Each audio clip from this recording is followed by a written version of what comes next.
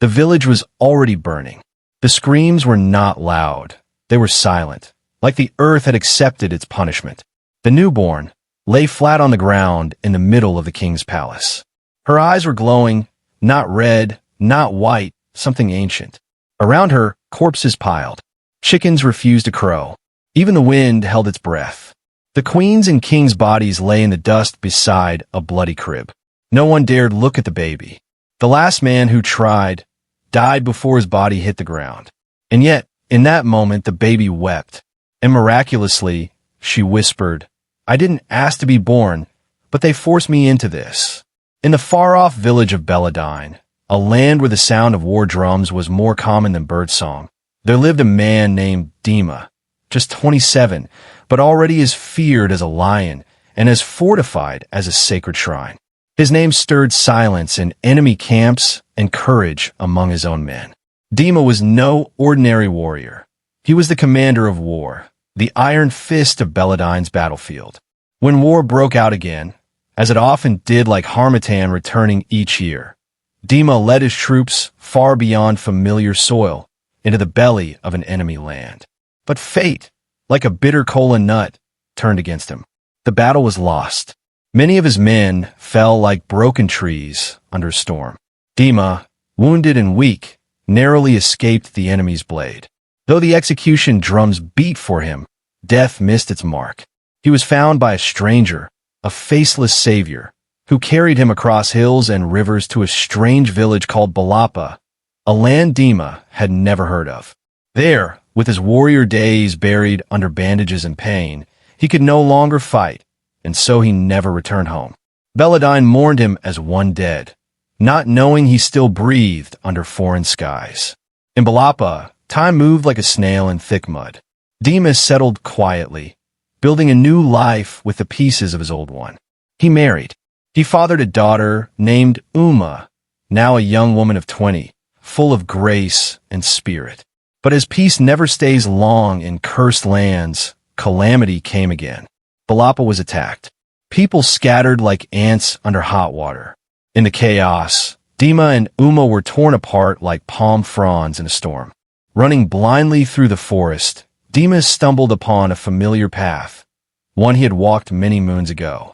When he looked up and saw the signpost of Beladine, his heart skipped. The village had changed. The dusty roads were now paved, the thatched roofs replaced with carved wood. Yet the soil still smelled of blood and smoke. Instead of hiding or moving with caution, Dima, bold as ever, marched straight to the palace, hoping the land he once defended would welcome him like a lost hero returned. But as the gods would have it, the heart of a kingdom does not always remember the sweat of old warriors. When Dima stepped into the palace courtyard, it felt like walking into a dream that no longer remembered him. Every face was strange. The elders he once drank palm wine with, gone. The kings who once clapped his back in victory, dead and buried. Only a few aging chiefs squinted at him like trying to remember a forgotten song. At the center of this new rule sat King Laja, young, noble, and with eyes that held both kindness and power. King Laja rose from his throne, his voice calm but curious. "Who are you, stranger, and what brings you to my palace?" With a steady voice and a soldier's pride, Dima replied, "I am Dima, once the sword of this village.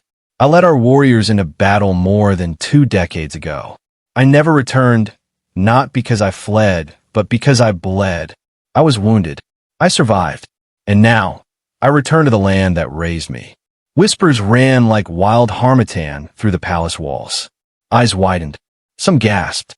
A silence heavy as a grave settled as Dima finished his tale. And then pity. Heads slowly bowed, not in shame, but confusion. For Dima had spoken truth. Yet there was a terrible rule. The palace judge, a stern man whose face looked carved from rock, stepped forward and announced coldly, "The law of Beladine is clear. Any warrior who left for war and did not return within 3 years is forever banished. If he comes back, he must die. That is the rule." Dima's blood turned to ice. His ears rang like war drums. He had cheated death once. Was it now chasing him again? Without wasting breath, the judge commanded, Guards, seize him. He shall be executed publicly as the law demands. As the armored guards closed in, Dima did not run. His legs refused. His mind spun. But before the guards could grab him, a voice thundered from the throne. Leave him be. King Laja stood up, voice heavy like a rain cloud. This man was not here when the law was made. He left 25 years ago, and witnesses can confirm it. The hall held its breath. But the judge, old and unmoved, clenched his jaw. My king, a snake may shed its skin, but it remains a snake. This man vanished for years. Who knows what he became out there? We cannot risk the safety of Beladine. King Laja, caught between justice and mercy, paced the hall. He was a generous ruler. That much everyone knew. But a kind king who shows weakness can lose a kingdom. Finally, he stopped and gave his verdict. Do not kill him yet. Lock him in the royal cell. Let me decide his fate, whether he will walk free or face the blade.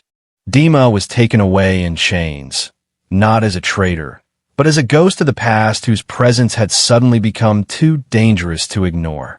Later that evening, inside the private chambers of the palace, walls scented with burning incense and whispers of power, Queen Ada entered like a shadow wrapped in silk. King Laja sat heavy on his royal stool, rubbing his forehead as if trying to massage wisdom into his bones. My queen, he began, voice low and troubled. This matter with Dima weighs on me like a mountain. I do not want to kill him. That man once fought under our flag. He bled for Beladine before some of these palace dogs even learned how to walk. I see no evil in him. In fact, I wish to restore him. Let him serve as elder commander of warriors, not to replace your brother, but to guide him. His wisdom could make our warriors sharper than any blade. Queen Ada blinked, but inside her, fire was burning with no smoke. Her face stayed calm like still water, but her heart thundered like the feet of angry spirits. My brother, pushed aside for that crippled old ghost? Over my dead body, she muttered in her heart, her lips never moving. Her mind raced like a cheetah through dry plains. Dima must not rise. Not now. Not ever. Carefully, she stepped closer to the king, voice soft, yet laced with poison. My king, she began sweetly. Do you remember why that law was written? Why warriors who vanish for more than 3 years must never return? King Laja looked up, unsure. She leaned in, eyes narrowed. Because your parents, the late king and queen, were betrayed. Not by an army, not by a foreign king, but by a warrior, one of us. A spy, who walked through these same palace gates, smiled at the throne, and then snuffed it out like a candle in Harmattan. She paused. And now, you wish to bring another ghost into this sacred house? Another man who disappeared for 25 years? What if the gods are testing your heart again? Will you fail them like your father did? The king tried to argue. But Dima is not that man. He was not here. He's innocent. Queen Ada's voice sharpened like a knife. And how many innocent faces have destroyed kingdoms? Your soft heart, my king, is a beautiful thing, but it's what buried your parents. It's what cost the lives of our villagers. Many were enslaved. Many died. Will you sacrifice a village just to save one man? King Laja stood up, back straight, jaw tight. Her words were arrows, and they struck deep. Though his spirit longed to spare Dima, the weight of the crown forced his hand. At dawn, he summoned the judge. The people gathered in the palace hall once again. King Laja rose and declared, Dima shall not be executed, but he must leave this land forever. From this day on, he is forbidden from stepping foot in Beladine again. And so, with shackles now loosened but dignity bruised, Dima was escorted through the forest path out of the village, his eyes empty, his heart shattered like a pot dropped from the sky. But fate, that wicked drummer, was not done. From behind the thick trees, shadows emerged, guards with orders sealed in silence. With no questions and no honor, they pounced. The blades were swift. Blood kissed the soil. And just before Dima took his final breath, he lifted his hands to the heavens and swore in a voice soaked with pain. Let the spirits mark every hand that spilled my blood. Let their children carry my sorrow. Let the roots of this land drink their guilt. For I, Dima, curse them all. The forest went silent. But the curse had already begun. Not long after Dima's blood soaked the soil of Beladine, the land began to groan. At first, it started small. Yams rotted before harvest, goats birthed stillborns, rain fell out of season. But soon, the whispers began. The wind no longer blew with ease, and even the sun seemed unsure of its place in the sky. Something unseen was watching. The oracle master, a man older than the village itself, emerged from seclusion. With bones that creaked like old doors and eyes that saw beyond the veil, he revealed what everyone feared. This land has been cursed. One betrayed soul has called on the spirits, and now they have answered. A prophecy shall come to pass. A male child will rise, and he will destroy Beladine. Panic fell like thunder. The king summoned his council, and just like dry leaves catch fire, the fear spread. To prevent the rise of this child of ruin, King Laja decreed that every male child born from this moment must be killed, their cries silenced before the curse could breathe. The ground drank too much innocent blood. Babies were snatched minutes after birth. Drums that once celebrated new life now echoed with death rites. Midwives wept in secret. Mothers cursed the gods behind closed doors. Even Queen Ada, the serpent who had sowed the first betrayal, was not spared. She lost 5 sons in 5 years. Her womb bore nothing but doomed boys. She begged the gods for a girl, for a child she could finally keep, but the skies remained silent. As the grave count grew, a deeper fear settled in. Who would be king when Laja dies? With no male heirs, the crown had no future. Some whispered that the gods had turned their backs. Others feared worse, that the spirits were only just beginning. Still, life went on as it must. The villagers told themselves, maybe one day the gods will forgive us. But the fear never left. To restore hope, or perhaps to bargain with fate, King Laja decided to take a new wife.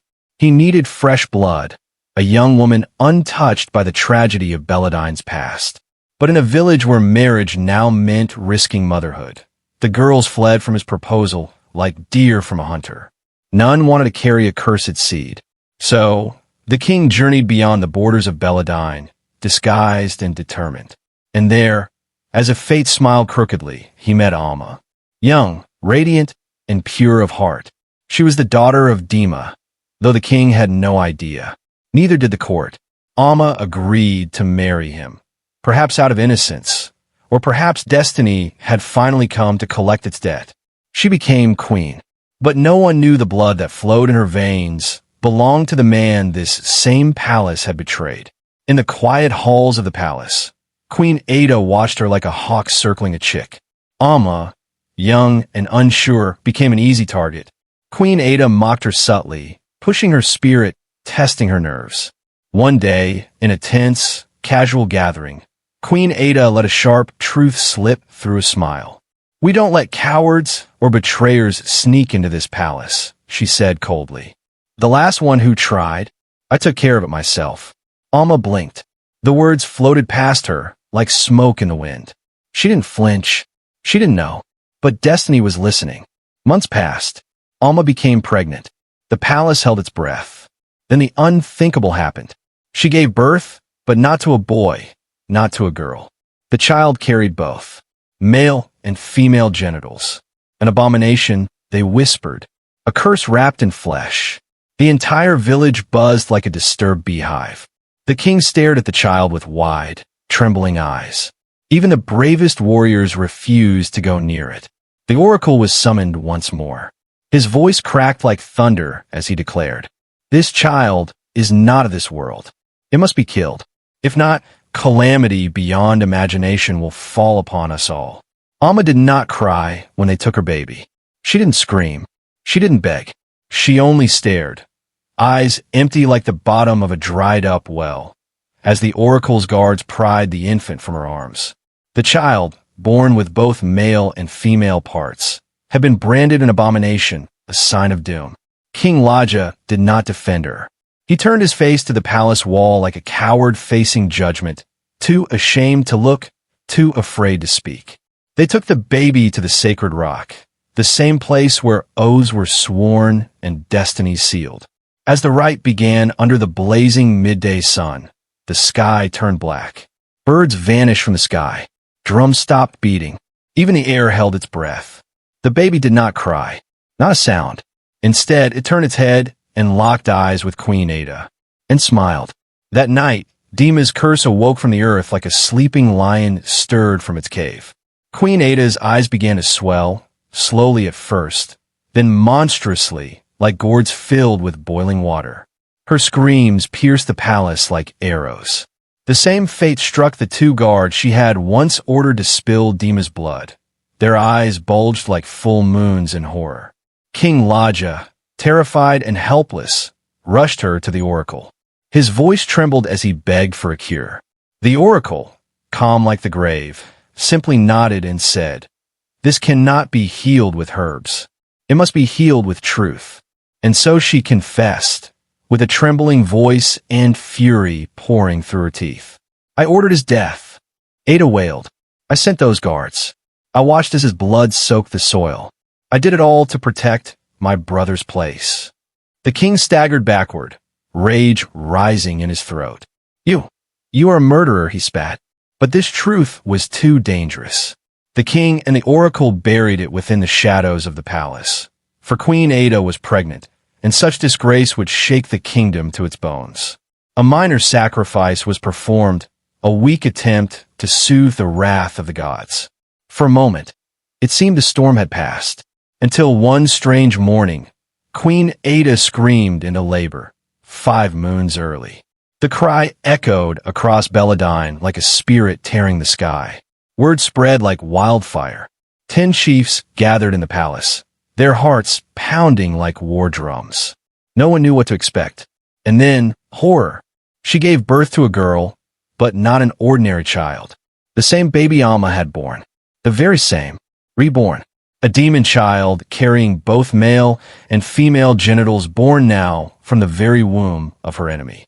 The doctor stepped back in fear. The 10 chiefs froze as though chained by invisible hands. Alma, standing nearby, felt her knees weaken.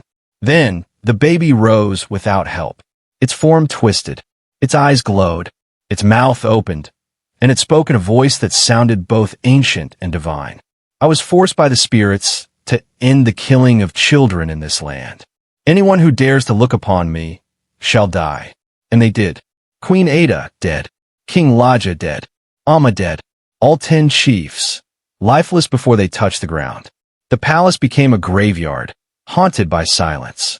Not a bird sang. Not even the wind dared blow past its doors.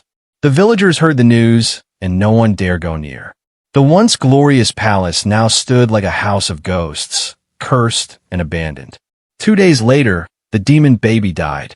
No food, no water, no human hand willing to feed it. But its mission was complete. The curse was sealed, the blood debt paid in full. And so, the village of Beladine was left with nothing but shadows, and the memory of what happens when justice is buried and the innocent are slain to silence a prophecy. And so, the story of Beladine was passed from tongue to tongue, whispered by firelight, and etched into the minds of every child who dared to ask why the palace now stands in silence. They say Dima's death was not just a death. It was a mirror held up to a village that had forgotten justice. His blood did not sink into the soil quietly. No, it rose. It walked. It became wind. It became fire. It became a name the gods would remember. From that day forward, the elders would say, "Never betray the innocent. Their spirit may return louder than their voice." Dima, a loyal warrior cast aside, returned not with sword or shield, but with a curse sharper than any blade. The villagers also learned that laws forged in fear, without wisdom, are nothing but traps waiting to spring. The law that sentenced Dima, any warrior who vanishes for 3 years must die, was meant to protect the people. Instead, it dragged them all into the grave. The judge who clung to it like it was holy scripture vanished like dust in the wind. As for King Laja, many say he was a good man, gentle, thoughtful, but a crown without courage is a curse in disguise. He tried to save Dima without standing firm. He tried to please the people and protect his throne. But in the end, his silence killed more than the sword ever could. The griots sing it still. A ruler who kills the truth to protect reputation digs the grave of a kingdom. And Queen Ada? Hers was the lesson carved in bone. Be careful what seed you plant. Your womb may give birth to your own judgment. The very woman who orchestrated Dima's death birthed the spirit that would end her bloodline. A baby with no cry, no fear, no tears, only a stare that remembered, a smile that spoke vengeance. That demon child came not as a warning, but as execution. They also say the smile of a silent child is the most dangerous omen. For when Amma's child looked into Ada's eyes and smiled, the ancestors themselves held their breath. That smile was not soft. It was the calm before a spiritual storm. The oracle warned them. It must be healed with truth. But truth came too late. By the time Ada confessed, her voice cracking like dry bamboo, the spirits had already drawn their line. Her womb had become a gate. Her body a repayment. The villagers now know what the palace refused to accept. You can't kill a prophecy. You may delay it. You may bury it. But we'll find a new womb, a new voice, a new storm. They killed Amma's baby, but the spirit only waited and returned through the very woman who once mocked its bloodline. And in the end, Beladine fell, not to war, not to invaders, but to their own fear, to their own silence, to their own hands. Now, no child plays near the old palace. The winds blow differently there. And whenever a child asks, why did the palace die? An elder will sigh deeply and say, because they tried to kill justice, and justice came back with teeth.